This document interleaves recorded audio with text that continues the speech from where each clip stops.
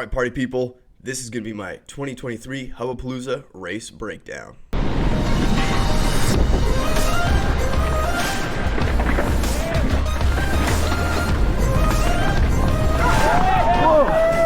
There are going to be links to the stages below. I'm going to go over what I learned so that you can be better than I am next time you race. So I finally got the golden combination of time and motivation. Let's get into it. Alright, first and foremost, how did I do? I am so insanely stoked as to how I did in this race. I jumped up into the pro men's category and I bounced around between 7th and 8th in most stages, stage 1 being an outlier at 12th place. I ended up 8th overall, 7th in my class, and I just gotta point out that Christian Sander kid is flying. That kid is gonna be making some waves in the upcoming years at junior expert, and he was quite a bit ahead of me. Pretty dang impressive. So overall, super stoked on this, but there's more to learn here. Now, I love me a good Excel spreadsheet. I took all of the standings and compiled it in to see how I stood up. What this graph is showing is the top 3 guys and then my time at the very right with those big old bars. The height of the bar is going to be the position in the stage, and then the number inside the bar is going to be the seconds off the fastest pace. So you can kind of see here, stage 1, I was quite a ways off the pace. Stage 2, I was kind of narrowing that back down. Stage 3, getting right in the mix with some of the faster guys, and stage 4 is somewhat of the same. Miles Morgan and Corey Sullivan were flying the entire day. It is really impressive to see how much faster those guys were on my local trails. Pretty dang cool that they could just show up, and it really gives you perspective as to how fast some of these guys are. When you look at the stages overall, this graph is showing those stages listed out in seconds, sorted in ascending order. Stages 3 and 4 were surprisingly close in overall time, and they had the biggest opportunity for 1 or 2 seconds of improvement. I found myself, I'm right in the middle of that plateau. Had I had just a little bit of improvement on stages 3 and 4, I could have really bumped up a few positions. Stages 1 and 2 had a much more even distribution, and so the gap between each position was a little bit more spread out. It would have been a little bit harder to actually pull in some time there, but they would have made a much bigger difference. So in order for you to be much faster on stages 1 and 2, you kind of had to make a much bigger gain. Biggest opportunity for me was stages 3 and 4, where the time spreads were a little bit tighter where I was at. I did sort of screw the pooch on stage 1, and that was my biggest letdown. I'll be getting into that here very shortly. So how did I do in comparison to 2022? Well, I did the same analysis because the stages were so similar. So you can see up here, I've got stages 1, 2, 3, and 4, and then the overall. Overall, I was almost 1% faster, and then you can kind of see how I did in stages 1, 2, 3, and 4. Stages 2 through 4, I had marginal improvements, which I'm pretty dang excited about. Stage 1 being the outlier. All this to say, I am improving, and I have tangible data showing that there is improvement, and this is improvement outside of Strava, which has its own issues. So I'm really excited to see this. All this is good and well, but how do I go about shaving a few seconds off? Well, the rider makes the ride, the gear makes the difference. And the first thing I want to talk about is my bike selection. I'm glad I waited as long as I did to do this, because had I done this video immediately after the race, I would have put a lot more emphasis on me choosing the wrong bike. These two bikes up here are totally different. On the left, we've got the Foes Ridgeback, which is a trail bike, 135, 140, full 29er. And on the right, I've got my Foes Mixer, which is a full-blown enduro bike at 165, 170 mullet wheel setup. Now, I have raced the Mixer a number of times, but I got the Ridgeback in spring of 2023 and have been absolutely loving it. The reason I'm stoked that I waited as long is that I've totally revamped my thoughts on that trail bike. I have started really honing in the setup, and it has made a world of difference. It has really brought that thing alive. When I did the race, I had the bike set up way too stiff. I had my rebound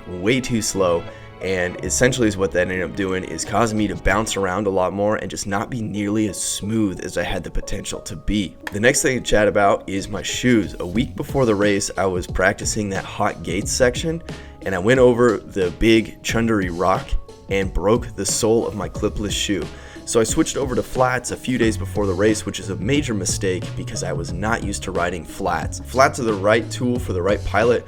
I was not the right pilot in this case, and I found myself dropping pedals hitting rocks, all kinds of stuff. I just wasn't used to that platform. So I should have just sucked it up and got some shoes, gotten back on what I was comfortable with as opposed to switching over. When I saw this photo come out, I was really excited. I was like, man, that's a sweet photo. And then I took 1 second and looked at it a little bit closer and went, oh my gosh, I totally screwed the pooch. Zooming in on it, we had 20-some mile-an-hour winds, and I had a dang parachute on. I should have taken that rain jacket off, stuffed it in my pack, and just been cold on the way down and not had that parachute holding me back, especially on stages 1 and 2, which were very exposed and very pedally.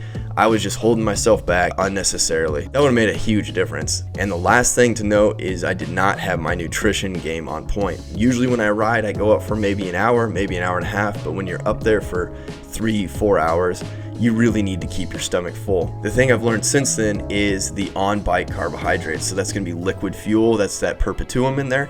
Just having few calories in your stomach all the time makes a world of difference, and that is coupled with snacks all the time. Having some calories in your stomach makes a massive difference on your energy level. Now that I've gotten over the gear, nutrition, all of that, let's just jump right into the stages. Oh man, I am nervous about this one. Are you? It's the jumps in the wind.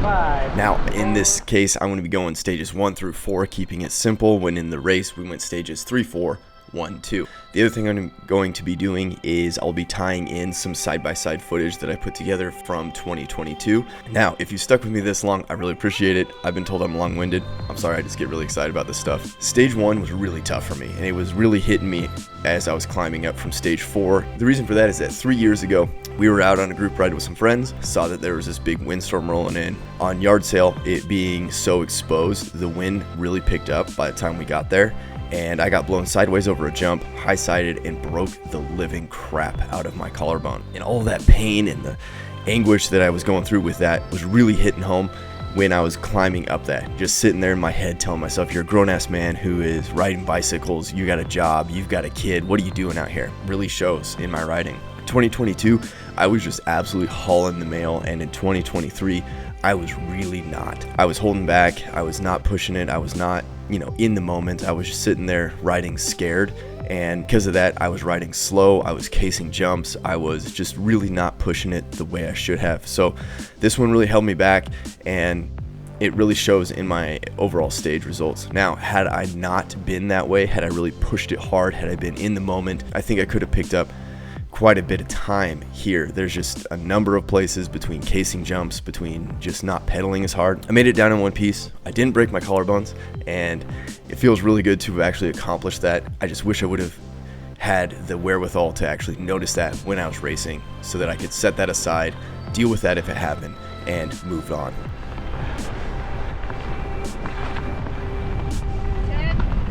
Stage 2 is really a cool one. I ended up a little bit faster than I was in 2022. Now the trail has been built up a little bit more, so you got some better berms as you're going down. However, with the massive 20+ mile-an-hour winds and that big flat section at the very bottom, I was really happy with how this ended up.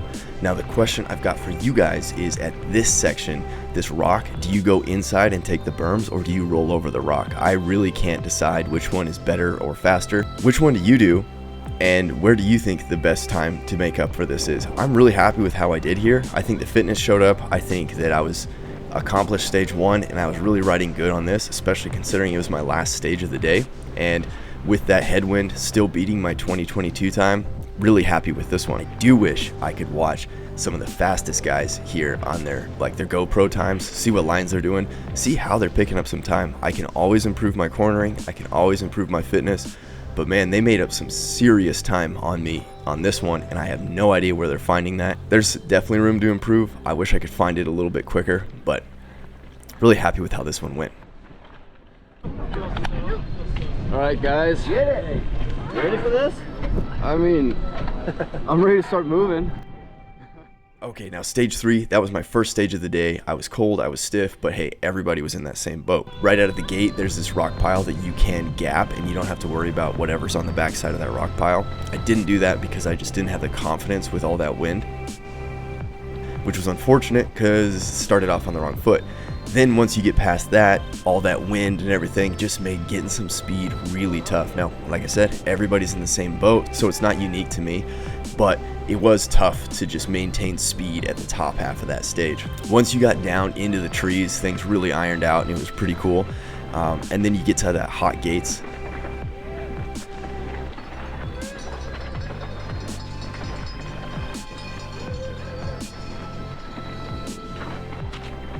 Really cool about this rock feature is that if you've got the ability to, you can gap these rocks. And in practice the day before, I was nailing it. It felt smooth, it felt great, and in the race I got offline. I was a little too far left and ended up having to make a wild maneuver in the air to save it, hit the brakes, and lost all my momentum. Major bummer, because I was really looking forward to showcasing that. Another thing there is that with the flat pedals, I just wasn't as connected to my bike as I wish I would have been. I think riding clipless, I could have been a little bit more connected or one with the bike and maybe would have rode that a little bit smoother. Made it through and finally got to water wings. In water wings, that's where the flat pedals really kind of came into play, as I just didn't quite have a good pedaling scheme. That's a rough trail, but the faster you go, the smoother it is, and I just wasn't able to keep up my speed like I wanted to, and I kept bouncing off the pedals. I kind of had a few rock strikes in there. One of them was actually right at the very end, right as all the other riders were sitting there, and could totally hear me just whack, really smack that pedal onto a rock. Unfortunate that the pedals kind of made me not as confident as I wish I could have been. However, really stoked on how this stage went. Made it down in one piece, essentially clean. With the water wings being so rough, my stiff suspension setup really took it out of me there too. Softening that suspension could have just held the lines a little bit better. But you live and you learn. That's the way racing goes, and we'll just move right on to stage 4. Stage 4, I am super stoked on. I really liked how this one ended up. Looking at my times, I really pushed it hard and felt good as I was going down this. The little bike ended up holding lines a lot better than I thought it did. Looking at my side-by-side video comparison, I really just didn't lose as much time as I thought, and I seem to have a habit of almost losing it as I enter the trees.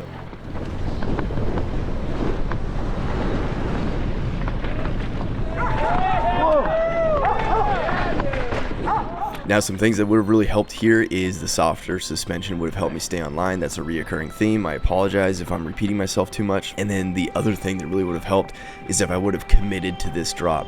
I came up on it and I told myself, you're gonna do this, you're gonna do this, you're gonna do this. I went too slow.